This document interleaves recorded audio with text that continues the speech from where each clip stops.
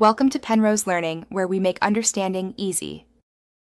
You start by assessing damage and preparing the workspace. Remove contents and label any hardware. This saves time later.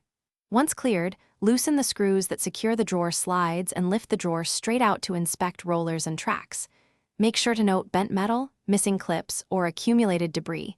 These are the usual culprits. Move fast but precise. You need the right replacement parts and lubricant at hand before continuing, because stopping mid-repair wastes alignment effort. Once the drawer is out, detach the slides from both the drawer and cabinet. You want to remove only the damaged components, keeping the good hardware in place for reference. Clean the metal tracks with degreaser to remove grime. Dry thoroughly so lubricant will bond. If a track is bent, realign with pliers or replace the section.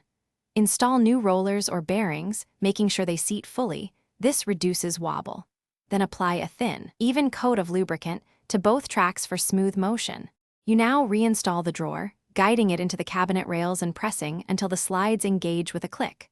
Once seated, open and close it slowly several times, listening for rubbing or catching. Adjust mounting screws 1/4 turn as needed to align tracks. Make sure the drawer rides level. If it tilts, loosen and reposition the drawer slides. If problems persist, inspect for stripped screw holes or broken clips. One quick trick is to replace a missing screw with a slightly longer one. Thanks for watching. If this was helpful, leave a like and consider subscribing. See you next time.